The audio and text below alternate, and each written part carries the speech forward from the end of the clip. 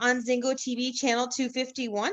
I am Cassie Wiseman, and yes, this is the Wiseman Report, the very first WMMA live show, a platform where we like to shine a light on and reveal some fighters that may not get the spotlight that like they deserve. Now, please remember to download both the apps for Barn Burner and Zingo TV, and yes, it's free. My dog is here.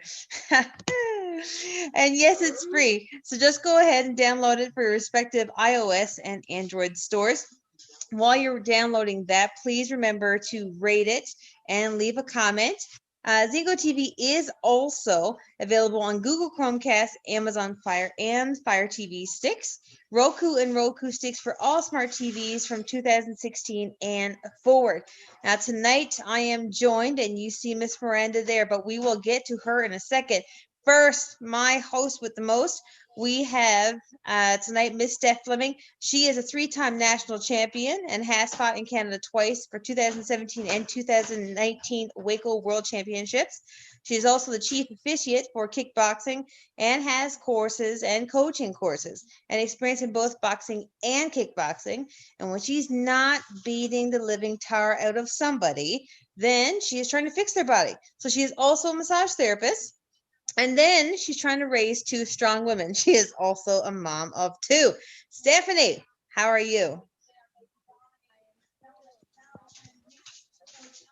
I think you're on mute, Steph.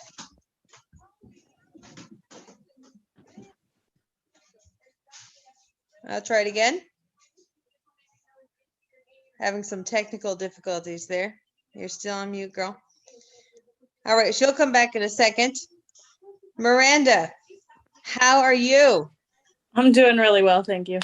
Good. So are you training or anything today? What's happening? Not today. It's been catch up with schoolwork a little bit this whole week. So focusing on that as finals are getting closer. And I'm actually watching the Invicta fights right now, too, that are happening tonight. Yes. Kayla Harrison just got done fighting, so I'm keeping an eye on all them. A lot of flyweights are on right my now. God. I'm glad you said that. I literally have that on in the background here right now as we speak. So the TV is in front of me and the computer is right here. Me too. She put a serious beating on Courtney King, but God loved the heart and spirit of Courtney. Like, she did not quit. I honestly thought, like, where Kayla Harris did this weight cut and everything, I was like, I wonder if she's going to gas, because I thought Courtney King was borderline zombie mode going into the second round. Like, oh my God, she's still in this thing. I couldn't believe it. Well, if you heard her coaches, and then I got to listen to a couple seconds of her after fight interview. Kayla was just trying to work a certain part of her game. So honestly, not to be mean or disrespectful to Courtney King, but I think it was just kind of her coaches kept being like, let her work, take it easy. And then, in the second round, I think she just kind of got bored with it and finished her, as she talked about. But her weight cut, I'm sure, was hard. She talked about how tired she was, but my guess is she's going to get a couple wins in Invicta, and within a couple fights could even be fighting for like the world title for the UFC, kind of like Felicia Spencer did. Yeah, 100%. Get a few fights here, and it's her first weight cut into this weight class and everything else. So I mean, the first one was always difficult, anyways, regardless. So she'll figure out what worked for her this time and really didn't. And yeah, dominant performance. What an amazing performance by her. Yeah, it looked great. Now, when you watch fighters like this here, and you're there in your mind, and you're there with your like fighter beast mode going here, what are you thinking? Well, especially when I watch people in my own division, I think about, they'll be where I'm at pretty soon. They could be future opponents. I also look at like what I could be learning from them, what I could do better by watching them, or even learning new techniques and things. It's always great to watch fighters and keep an eye on who's in your division, even if they're not up to your level yet. And a lot of the fighters that are fighting right now in the 125 division in Invicta, I obviously have either fought or have opponents that have fought. So that's been I always enjoy watching Invicta and supporting them anyway, since it was kind of where I got my start still. Yeah. Steph, how's it going? Or do we have audio here? Please tell me you can hear me now. Yeah, we got you. Thank So God. rough go there, girl.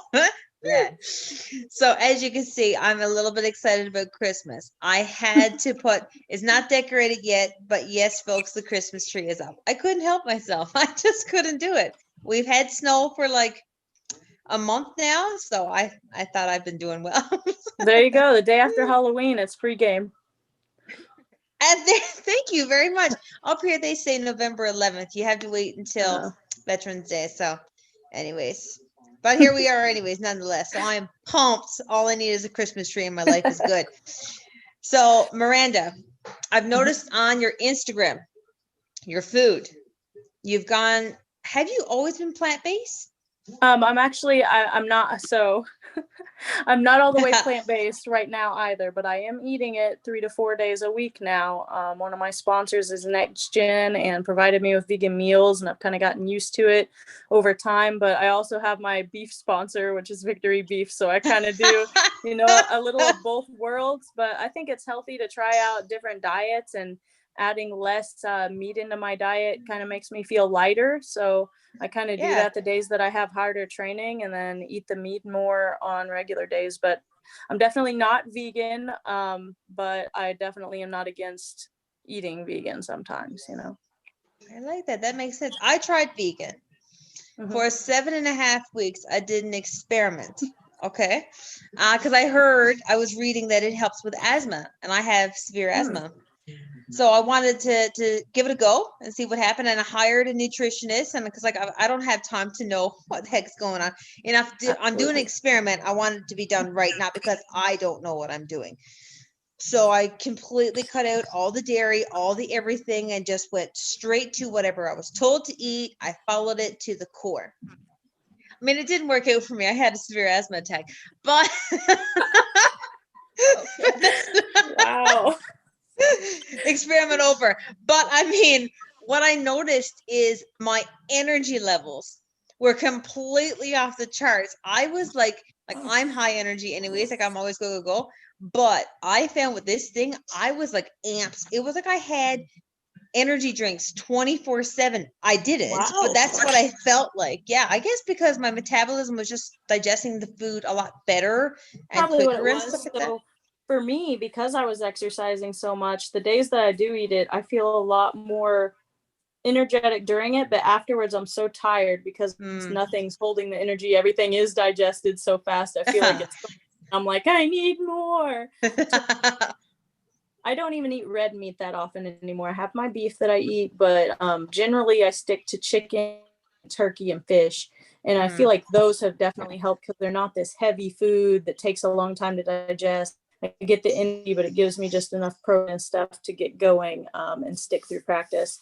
But more than anything, I just have to make sure I eat plenty of carbs and stuff with my vegan meals without too much carbs. Because I know a lot of people who eat vegan and they eat carbs end up being fat vegans, which is hard to do.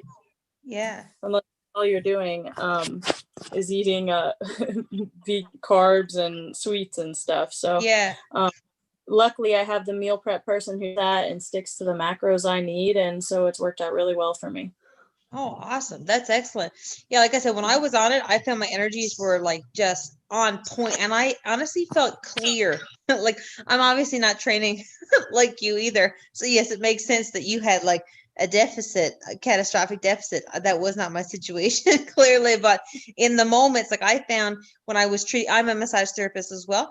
So I found that when I was treating people, like I felt more focused and in the zone with everything I was doing. And yeah, it was fantastic until I, needed a Ventolin. But I mean, that's fine. It's okay. It's okay. That's a good experiment, I thought. But yeah, I loved it. So it makes sense. And I like the fact that you're mixing it up. Smart. Yeah, thanks. We'll toss it over to you, Steph, if you still have audio. Hopefully. So Miranda, you've spoken before about the influence that your father has had on your career, how he's always been in your corner.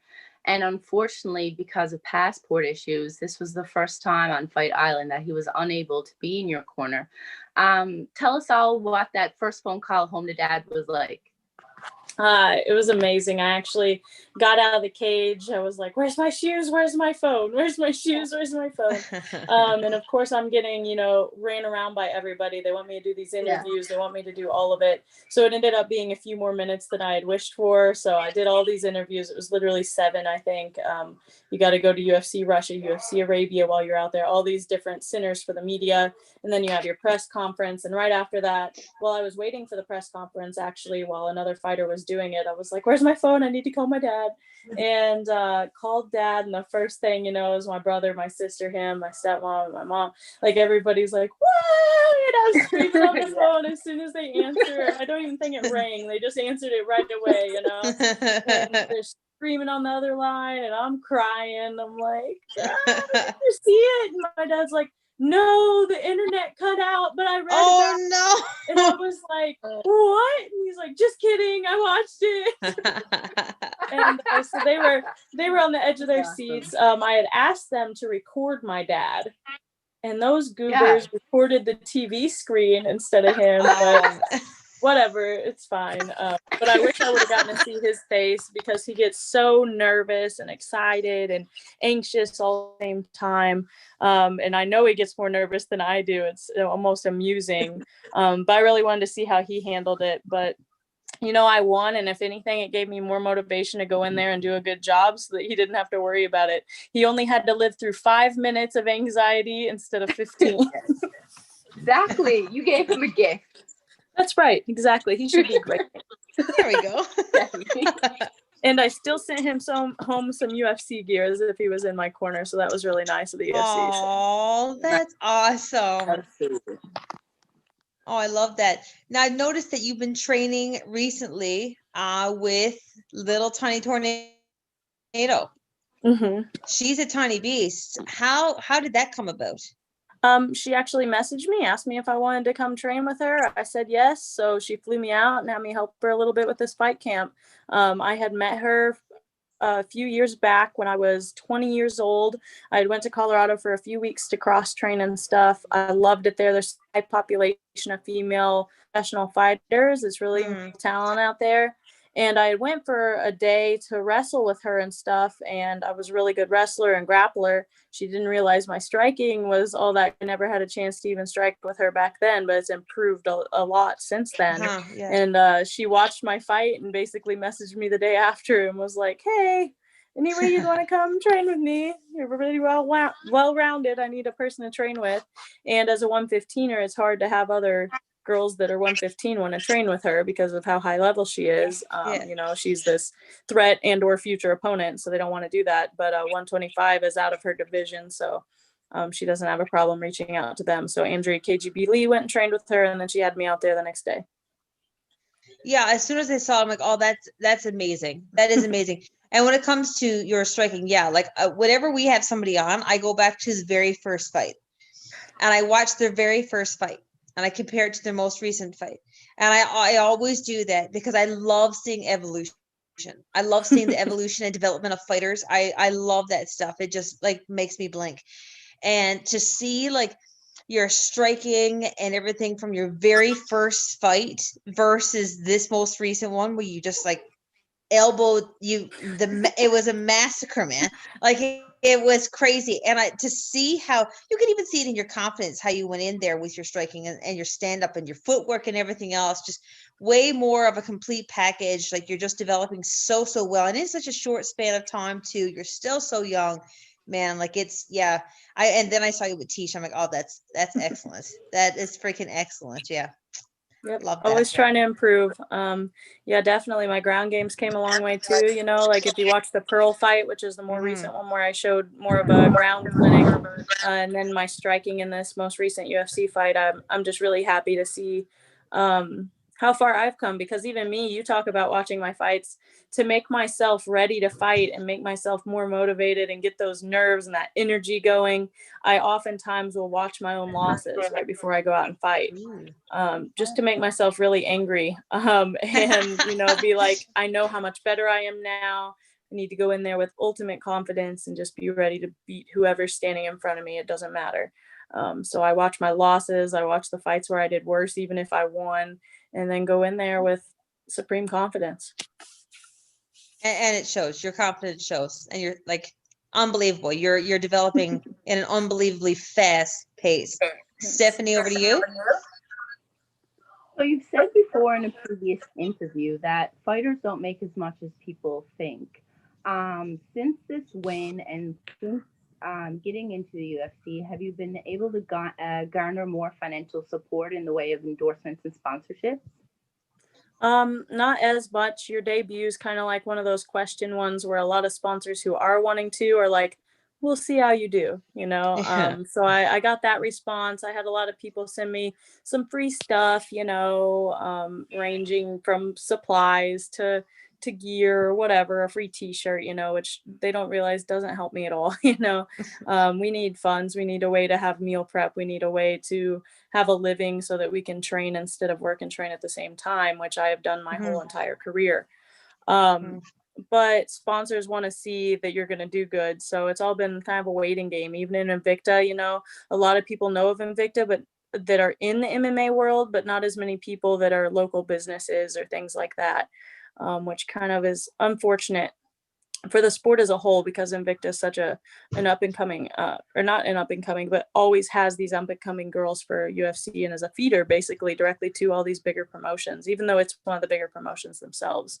And then UFC, I love that I'm in there. I'm proud to be a UFC fighter, but even still, fighters really don't get, you know, paid as much as other athletes, but it's not exactly even the promotion's fault. It's the newness of the sport has a lot to do with that too. You know, it took a long time for boxing and basketball and things like that to get to the point that they are now. But I think that eventually we'll be there. We keep having these different people that raise the bar, like even McGregor, you know, the one who made $1 million fights happen. And you see that throughout the women's and men in the UFC. For anyone that might be watching now and are interested in investing in a super amazing, hardworking, dedicated fighter such as yourself, how would they get in touch with you? You can direct message me on Instagram, Facebook. If you have my number, text me. I've been in contact with a lot of people, or even email me. It's on my Instagram. You know, all my social media, you can get to me pretty easy. I'm the only Miranda Maverick I know of out there, so it's pretty easy to reach me. I keep up with all my message requests and messages. As long as you don't send anything creepy, I'm usually pretty good at messaging back. So you can kick the creepy guys' butts anyway. Oh, you would think so, but I never want to get in a position where I have to find out. Yeah. True. Fair enough. Now, before we went live, you were talking a little bit about school. All right. Now, you talked about you've worked. Yeah, you're a complicated one, aren't you? So, like, you've worked your entire career, your entire MMA career. You're also, for those who don't know, she's also working towards her PhD. I think just for fun. I don't know, Miranda girl. Like, what are we doing here? Like, what's happening? Well, you know, I'm 23 years old. MMA is a sport that you can't do when you're 50 years old. You know, you can't. And if I get lucky, I make it big and never have to use my degree. That's the ultimate goal, right? Yeah. I'll be rich and never have to have it and do whatever I want with my life. But that's pie in the sky. You know what I mean? I'm working towards it, but you never know if that's real. And for all I know, I get a title shot, win the title, and I still won't have enough money to do what I want. We don't know. So I want something else. I want to have something else just in case this career doesn't make as much money as I need it to, or in case, you know, things happen all the time. I get another injury to my eyes. I get an injury to my knee and can't fight. Like anything like that, we need something to go back to. Every fighter does. And I'd rather not be struggling because I didn't make a plan for myself. I knew from a young age that I wanted to do more with my life than the minimal. And so I'm reaching every potential I can. I was always good at academics and I honestly hate it.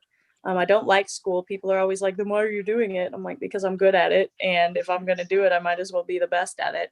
And that's how I feel about everything in life. If I'm going to be in MMA, I need to try to be the best. If I'm going to be in academics, I'm going to try to get as far as I can. So I'm trying to pursue my PhD. Right now, I'm working on finishing up my master's, and then I'll pursue the PhD from there. I've been asked about taking a break between the two, but to do that, I would lose my financing opportunities that I have at ODU. They pay me to be a teaching assistant, which is the work that I have to do per week in addition to training and school on my own. And I'm working on my thesis right now. So it's a lot to do. I wouldn't wish it on my worst enemy. I tell people that all the time. It's miserable. It really is. It's emotionally and mentally stressful, but it makes me tougher in the long run. I don't think even with children, I would have a harder time than I do now. You know, people are like, well, I have kids and this and that. And I'm like, yeah, well, I homeschooled my siblings and stuff way back when while I was going to school. And it really wasn't, as challenging as what I'm doing now, training 5 hours a day and then school 5 hours a day. And then in addition to that, teaching and stuff. It's just, it weighs on you a lot, especially when things do fall through. But I work hard at it, and hopefully I won't have to see what failure looks like. So talk us through what this schedule looks like, because all of those hours just made me vomit a little bit in my mouth. So like what does that even mean? Like, are we sleeping, Miranda? Are we not? Not very much, So I'll tell you, during my fight camp, of course, sleep's a priority, especially if you're trying to lose weight, which I'm trying to do every fight camp. But it got to where it was pretty difficult. It got to where I was pulling an all-nighter about once a week almost. But during fight camp, Monday, Wednesday, Friday, I pretty much get up around 7 or so, work on as much schoolwork as I can get done. Usually had a meeting with my professors in the morning, and then 10:30, get up, go to the gym, train until 12:30, shower at a friend's house because it's too far to drive to go to the house and shower, and go straight to school at 1:30. Go to school from 1:30, depending on the day, it would be 1:30 to 3 or 1:30 to 4:30. And then I'd get done with that. If there was spare time, I was trying to make some extra money by teaching privates or tutoring, or I would work on my grading for school. And then I would go to back to the gym from 5:30 to 10:30 usually. So some days I was doing up to 6 hours. Other days I would just go to the gym from 6:30 to 10:30. And then get done with that, go back home, shower, eat. By that time it's midnight, and then do whatever homework I can and go to bed if I could. So now when I asked you, my God, my head hurts. So like when just now when I asked you about plant-based, you were talking about, okay, you eat some vegan and some meat and you're mixing things up, and as long as it stays in your macros. So you have someone who's watching this food. How are you getting enough food in when you're maybe eating 2 meals a day? Like how That's are you what doing this? makes it nice with the meal prep and stuff. I just literally pack up my backpack and shove a bunch of meals in there and take it with me. A lot of times I don't warm up my meals. I just eat them as I go through the day. I'll eat them while I'm in class. Luckily, they allow that now. So I'll have Zoom meetings from COVID, or I have in-person classes too this semester. It's kind of a hybrid thing. So while I'm in classes, I'll go in there and eat. While I'm doing Zoom meetings, I'll be eating my food. And they kind of make fun of me because I don't know if there's one single Zoom meeting I've had this year that I'm not eating during it. And they're like, why don't you eat before or after? And I'm like, I don't have time. I literally don't have time. I'm either driving to the places, which is dangerous to eat, but sometimes I do that too.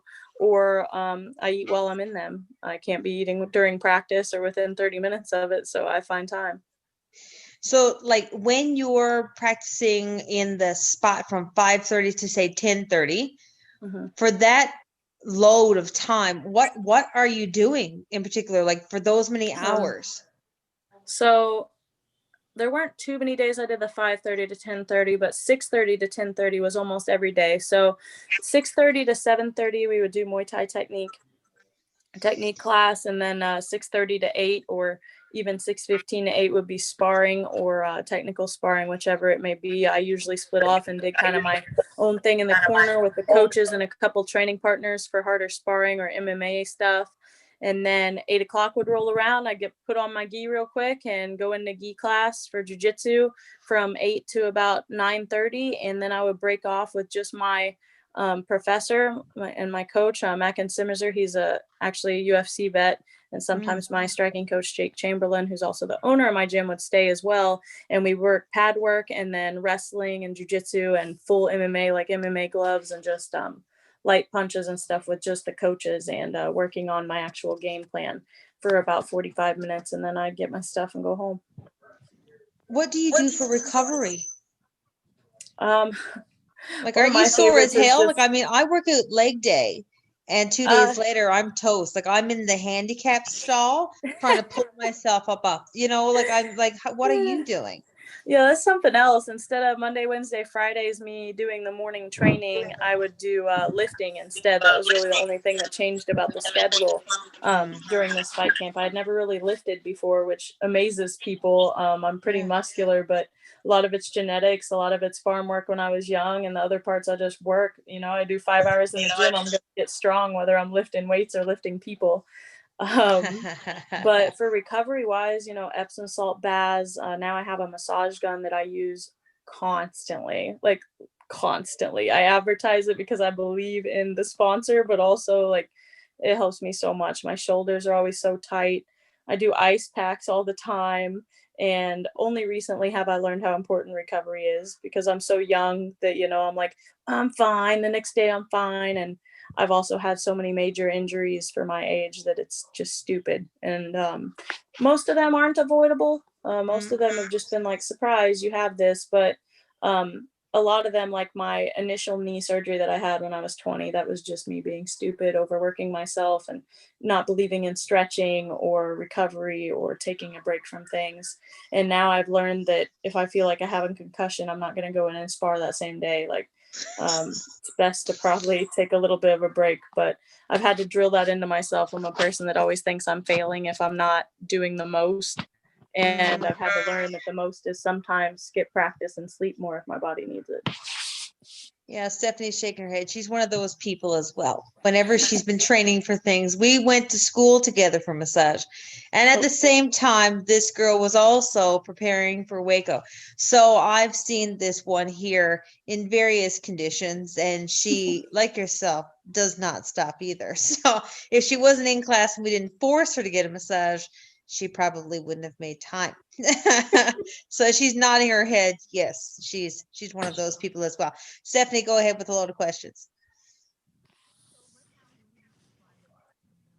Oh, your audio, girl. Not again. Okay, you're back. You're back. Thank God. She's gonna punch her phone. This makes me want to go hit the bag right now. I'm like in the mood to spar here. So right now in the women's flyweight division, Valentina Shevchenko has been put on a pedestal, and rightly so. I mean, the woman is super skilled. So you have said in previous interviews that within the next 2 years, you aim to fight her. Obviously, before that happens, you've got a few girls to go through in this division. We've discussed a few like potential matchups for you, me and Cass. And I was saying I'd love to see you fight KGB Lee. Do you have anyone in mind, or would you take a fight with KGB? Yeah. Is there anyone you're interested in? I'd be happy with that fight, actually. There's several that are thrown into the circle of names. The people that are all the ones that I had really wanted to fight seem like they all have fights lined up right now and are all getting ready to fight. It's like the whole flyweight division's fighting in the next month and a half. Yeah. Which is kind of annoying because it means I have to wait on this back burner for them to find me an opponent. But at the same time, it's whatever. I get to watch my opponents and see who does what, and see kind of who's coming down the chain for me. But Andrea would be a good one. I thought Jillian might be a good one. My dream fight would have been Caitlin Chukagian. Like she's about to retire, and I know she's way up there in the rankings. But I honestly think that my fight style is one that she wouldn't be able to do anything with. Antonia's getting ready to fight too. I think that would be a good fight. She had all this hype around her, and it finally got kind of destroyed a little while ago. And I feel like she doesn't have the ground game to be showing up as much in MMA as she has in other sports. But there's just so many, the flyweight division isn't exactly stacked right now. And I feel like all these girls are just fighting for this top 10 position that just keeps getting cycled out and cycled back in, cycled in, cycled back. I hear a lot of people say like Macy. The thing is with Macy, like we're two young up and comers, like two girls that are being supported through the sport. I feel like it would be dumb of the UFC to have two of their rising stars go against each other instantly when they have so many older girls that have just been in there stagnant throughout the. I think a statement fight would be good for you. I think fighting someone in the top 10 would be a good idea. Why not? I mean, if you win that, it elevates you. Like, it'd be so smart for your coaches and your team to say yes to a statement fight. Absolutely. I mean, it's good for me on every aspect. Just we'll see if the UFC wants to do it, and we'd see if that girl wants to do it. It's kind of a lose-lose for whoever that may be, you know. Well, I mean, I love especially the confidence. and she should have it too after her last Yeah. fight, folks. If you did not see her last fight, for the love of God, like someone get a YouTube channel or something. Like, this girl, like, it's so funny. To see the fight and how I didn't know where the blood was coming from first, to be completely honest. And because it just started to smear, and I didn't know if it was like a cut underneath her eye or something else like that. So what's crazy is the blood, most of the blood that you saw throughout the fight was not from the cut. Most of it was just from her nose in general. So the first punch I threw, and I wasn't as active, you guys probably noticed, it took me about 45 seconds to get my timing, precision. Yep. I think the Bruce Buffer calling my name kind of gave me a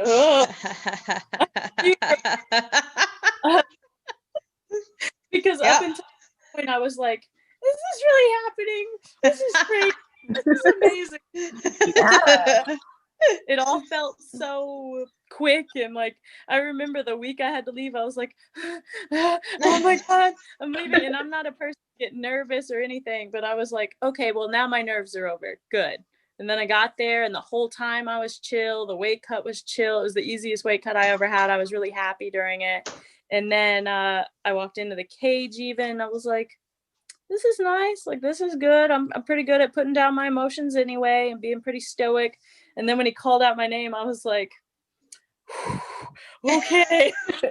Yeah. So that first minute that was a little, That's so good that you got that nerve experience and being able to settle it down. So when you get that big main card fight, then you already dealt with that. You already got that under your belt now. Absolutely. Yeah. I feel like it was just that initial I'm in the UFC thing. I don't think it'll ever happen again. It's never really happened to me since my first pro fight, basically. But yeah, it was really exciting. After that first minute, I finally got my timing and everything down. And I remember I hit her for the first time solidly, and her lips started bleeding.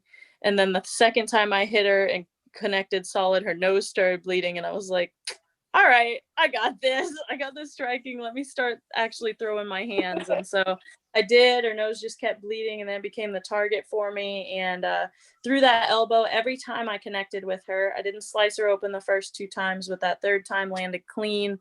And I actually threw a 4th elbow after that, which didn't make it much better either. If you guys saw that, I threw like a over elbow afterwards, which kind of made it bleed even worse. But I really wasn't expecting that stoppage in the first round, or I should say between the rounds.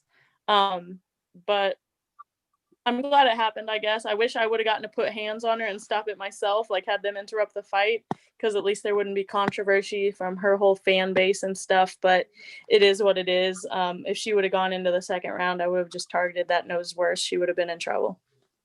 There shouldn't be any controversy at all. Like, I mean, your striking was precise. I mean, it's one thing. There's a lot of people, a lot of fighters who throw a lot of punches. But when you look at the percentage of landed versus whatever, it's not that high. Versus there's other fighters who go in there, and that's how I felt. Like, you could clearly see that you're trying to get your timing, the distance and everything else. Like, that was pretty clear what was going on there. You were sizing her up, trying to figure it out. But then once you got it, like, you were precise, and it seemed like you had an extra zip on everything that you threw. And yeah, I mean, in the corner, I mean, I'm sure you've watched the fight over again. That thing was pouring like a faucet. Like, they could not get that thing to stop. So yeah, it would have only gotten way worse. There's impossible to, you can't, there's no way anyone can say anything about that. Like, it is what it is. Well, it's funny, in one of her after fight interviews that I watched, she was talking about how I lost the round, and if I were her, you know, I wouldn't be happy with that round, and that stopped.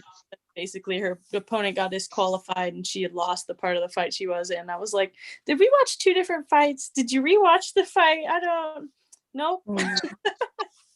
Well, But, obviously, happy with the fight. I'm so glad that I didn't get to make my UFC debut back when I was supposed to, because this was the best card I could have ever been on with the best results. I'm grateful for that and blessed to Yeah. have.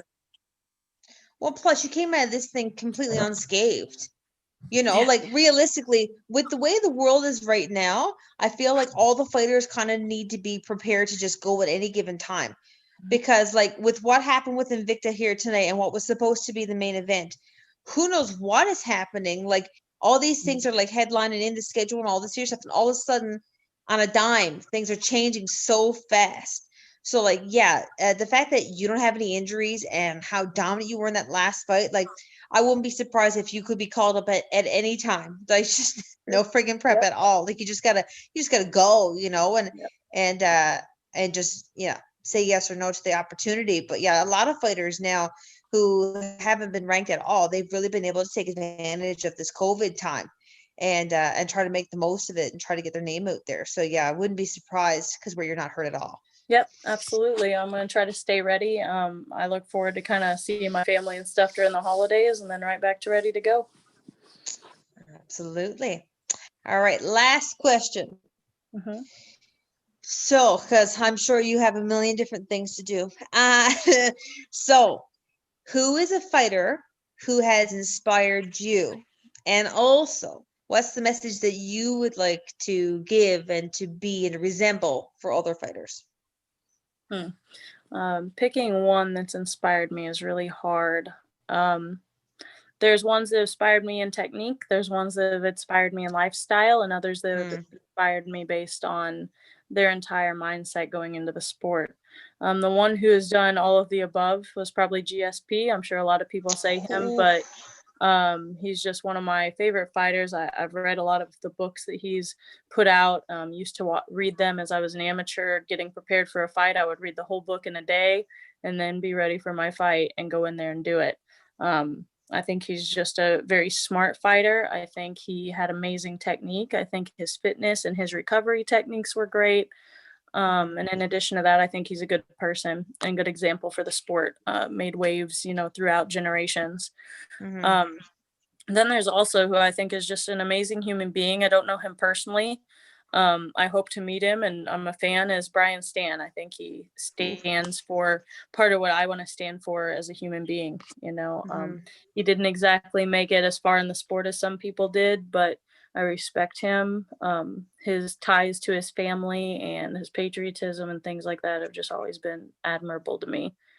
For me, I want to be that person that always brings positivity. I want to be the person, especially for my religious perspective. Like, I always give glory to God because that's where it goes. In 1 second, all of our lives could be ruined by an injury. I almost had that moment back in June. Found out both my retinas were torn. Had no idea until I already was in Vegas for what was supposed to be my UFC debut. And then in 10 minutes, my life went from the best day of my life to absolutely the worst moment I had ever had. Thought all the dreams were ripped from me, didn't even know if I could go to school anymore, that kind of thing. Might be blind forever. So it just makes you really humble and makes you always come back to your roots and be thankful for what you have. And I want to be able to use any platform that I ever get in MMA to show that and show that anybody can do what they want, but you always have to be faithful to the one who got you there and be thankful to the people who have helped you, whether it be your team, your family, your friends. And find that person that supports you and believes in you. And sometimes that has to be yourself. Who dropping the mic, Miranda? Whoa, that was some deep stuff. Yeah, I love it. Yeah, sometimes it is just yourself. I love that. I love that very much. I listen to a load of podcasts. I used to drive back and forth from one part of the island to where I am right now. And last time it took me like 37 hours or something to get here. And so I was just driving straight and listening to all these podcasts. And it's the same idea, you know what I mean? Like, especially this year, you can be down in the dumps about many things. Absolutely. Or you can look at a lot of things as a lot of opportunities if you mind to put the work in.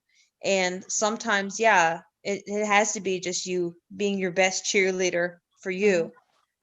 And that's okay too. But then as long as you have like your strong team and your people around you, that inner circle, which is always important. Who you let into that inner circle and that kind of thing. I think that can really break or make a person, not just a fighter, but an overall person. So yeah, no, Absolutely. And I think that's part of what I try to represent in the sport is also like, I'm not the stereotypical fighter. I'm not the person as far as lifestyle goes that people think of when they think of the word fighter. And I don't mean that to be negative towards fighters at all. I actually did my undergraduate study over stereotypes in women's MMA and how untrue a lot of them were compared to the average public. But on that same aspect, when somebody thinks of a cage fighter, they don't think of education. They don't usually think of they usually think of people with tattoos that get in fights and things like that when I talk to people who really don't know what MMA is or anything. And I want to be that person that is a good role model for people. I have these little girls. I think the thing that makes me happier than anything is when, even for Halloween, I had 2 little girls I know dress up as me, or somebody names their cat after me because it barely survived, that kind of thing. And I'm like, oh, like that just absolutely, me inspiring them actually inspires me more to do what I do, and even when I get down and don't want to go on myself, it makes me want to do it for them, because we all have those bad days, those bad moments where you're just like, this is so much, especially for me with school and everything. I'm like, maybe I should just wait, maybe I should do this. And as soon as I go to the gym or see those girls or little Facebook post or whatever it may be, I'm just like, get this renewed motivation and want to go at it more and do the best I can. Oh man, that's awesome, Miranda. You are an old soul, girl. You are an old soul. Thank you so much for being on the show. You're an incredible fighter. Like I said, I've watched all of your fights from beginning to end, and I've cherished each and every one of them. I love seeing your evolution, and that just stays true to your work ethic and everything else that you're doing in your life. So best of luck, and we cannot wait to see your second fight. I can't wait for the next one. Fingers crossed it's this year. Fingers crossed. Yep. I hope so. I hope so. But we'll see. If it's early 2021, then so be it. I just want to work my way up that ladder as fast as I can. So thank you guys, and God bless you. I appreciate it. Oh, God bless. Thank you very much, Miranda. So, folks, that was the great Miranda Maverick. If you did not see her last fight, you can watch it on the Fight Pass. Please go check all that out. And if you have Fight Pass, you're actually able to watch all of her fights with Invicta and stuff as well. So you can see everything there and kind of catch up with what she's doing and the direction that she's going. And then you can also chime in on conversations we're having about who she should fight next. I mean, that's always a fun time. So now, Steph, did you see that Invicta fight? I was like watching it to the very last second before I had to sign in. I had it on TV, man. I had it on TV. Okay, folks, for those of you who didn't, Kayla Harris was making her debut today on Invicta against Courtney King. Yes, they were supposed to be the main event. They were supposed to be the co-main. Something bubkiss happened with the main event. Does anyone know what the heck happened there? We need Cody back on here. I heard on a couple of interviews it was because of increased COVID-19 protocol, which to me sounds like one of them had flu-like symptoms. But who knows? Man, that's tragic. There was nothing really said. Yeah, that's unfortunate. So hopefully they get a rematch. Hopefully both ladies are well. And hopefully if someone is showing symptoms that it's not COVID, that it's just the flu or something like that, I really want to see that fight. That would have been an awesome fight. So best of luck, ladies. Please recover, get well soon. We see that fight. So that's why that main event didn't happen. And bump, here goes Kayla Harris making her debut. And she's going in there against Courtney King. Kayla Harris is a judo savage. You see how solid that woman looks? She's a gladiator. Yeah. Did you see her? She's built like a brick wall. Insane. Insane. And what she did to Courtney King. Gold medals. Yeah, man, you don't tread lightly with, you got to tread really lightly with that one. I mean, a serious competitor in all aspects. She's not someone to take lightly at all in any way, shape, or form. I don't care if you put the word debut in front of her name or not. What she did to Courtney King, yikes. Yikes. Yeah. It might have been her debut in Invicta, but I mean, she was the PFL champ. Yeah. She won herself a cold $1 million check there not too long ago, and I think, like, I honestly think PFL made a bit of a mistake bringing her to Invicta, because now I think she might be scooped up by the UFC. I don't know. Oh, Definitely, she got 100%. some eyes on her after this one. 100%. Well, I mean, I've Yeah. been watching Kayla Harris for a bit, because she's a true savage, and like how she fights and that kind of thing. And ever since Ronda Rousey, honestly, I've been interested in judo, to see how you're able to set up those throws and just catch people from weird little angles. Yeah. And at one point, she slammed Courtney King like she was a sack of potatoes, man. A sack of potatoes. Picked her up and just scooped her like she was nothing. I was like, oh my God. But yeah, I don't know if she took too She much used to damage train or with not. Ronda for years. Did she? Yeah, she used to train with her for years. She said that in an interview, and I'm sure that's definitely been an inspiration and a help for her. And she has nothing but good things to say about Ronda, so she obviously really respects her. But even her judo is better than Ronda's ever was. I mean, if she could work on every other aspect of her game and continue to improve, look out UFC. I mean, they'd be stupid not to try to poach her. Well, yeah, and then here we go. Like, so exactly what Miranda was talking about is oftentimes weight classes become stagnant. We saw that happen with John Jones and his weight class before he moved up to heavyweight.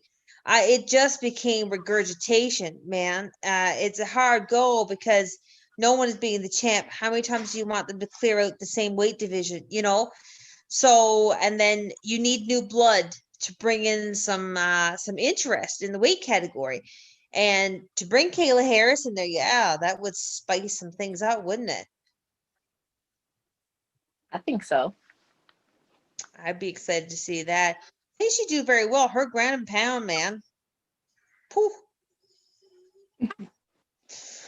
It was She's a nuts. savage. I It enjoy was her. nuts. I felt bad. I almost threw the white towel in for Courtney. Someone save her. Craziness. Yeah. Craziness. Now, UFC has a card coming up tomorrow. UFC 255. For the females, we have Shevchenko versus Maya. What are you thinking? I don't think that Jennifer Maya has a shot. I don't think she brings anything new to the table that Valentina hasn't already seen.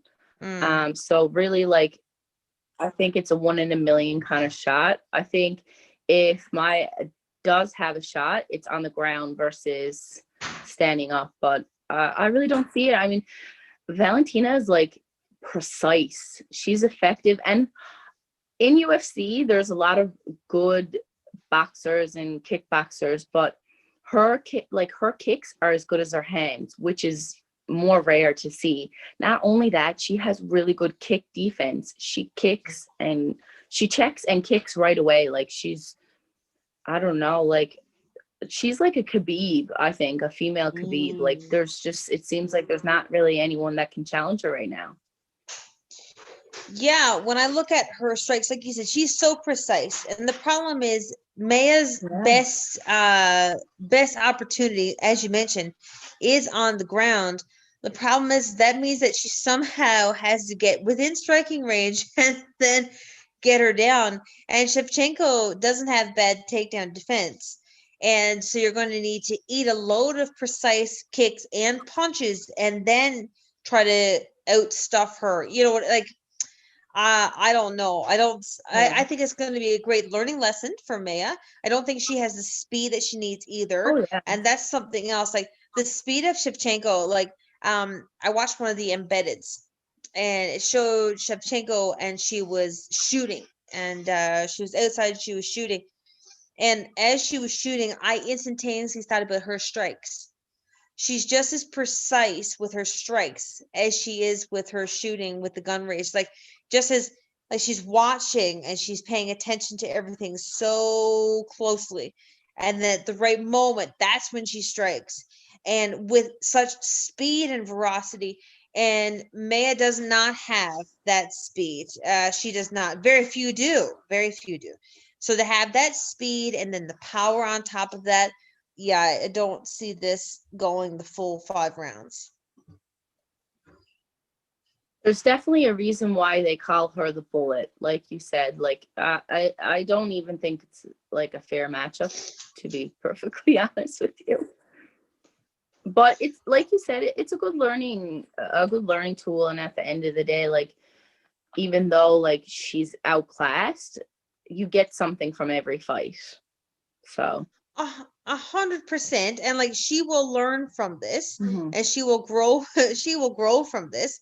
However, this is not going to be her night to shine here. Who can you remember who Maya beat most recently? That's what I'm looking up here now. I know she's won her last like 3 fights, I believe. Who did she fight? Bear with us, folks. I'm trying to find this here.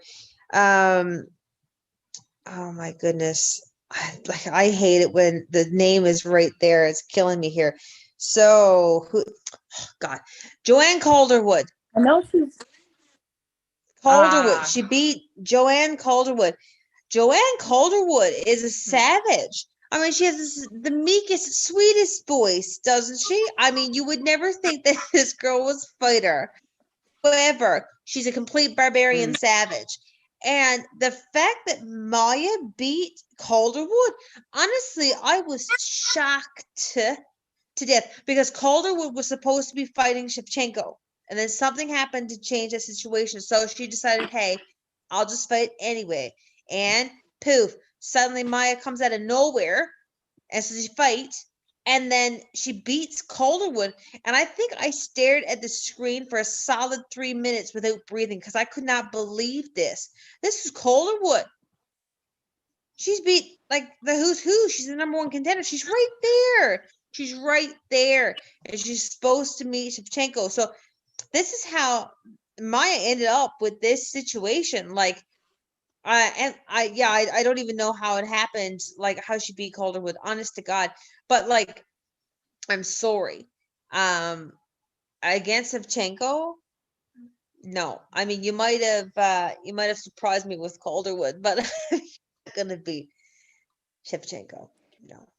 No, she's just like Shevchenko is just in a league of her own right now. Like it's like she's not even really in that division. It's like to me she should almost go up a weight class because I don't know, or just pray that someone comes out of nowhere and climbs up and gives her a challenge because she really she hasn't had really a challenge since Nunes. 100%. 100%. And so yeah, if she were to go up in weight, it would just be to seek out like real hardcore competition. I mean, we got a load of girls in the division, but they're just not speed wise and that kind of a thing. Like they're just not there yet, or they haven't figured out a formula yet to be able to get her. So it's like, yeah, I mean, it's fighting, so anything can happen at any given time. But based on what has been shown thus far, yeah, I don't think, yeah, she might need to dice it up a bit. I think I agree with you. Yeah, definitely. Definitely if she wants more of a challenge, but who knows? Maybe she just wants to be the longest running champ holding the belt. Maybe she's just waiting for the, underdog to come up through. But I think it'd be cool to see her fight in the heavier division. And don't because I think she could mess people up. Oh yeah, definitely. And don't get me wrong, like Jennifer is an amazing fighter too. She's got great BJJ. She's got great boxing. It's just like it's like comparing apples and oranges. My dog is trying to drink my water. But anyway, good thing he's cute. So how do you see it going down? Who wins? We only got 1 minute left. Quick, who wins tomorrow? Shevchenko. Balancing all the round? way, the bullet. What round? Second round. Woo! All right, folks. I'm gonna say the second as well. I'm gonna say TKO, probably a stoppage. It's gonna be nasty. Shevchenko. Anyways, folks, somehow an hour has passed. Thanks all who checked in as you do every other week. Thank you, Miranda. It was awesome to have you on the show. If you have any questions, comments, or whatever, at any time, you can always email us at thewisemanreport@gmail.com. You can check us out on Twitter and Facebook and on Instagram as well. This show can also be heard on the Barn Burner Radio Network and on its 122 platforms. The H.E.R Network is part of the Barn Burner Network, Inc., so please check out barnburner.ca for all the news and programming. So you have Barn Burner. Please watch it, hear it, read it, download it, and live it. Thank you, folks. Good night.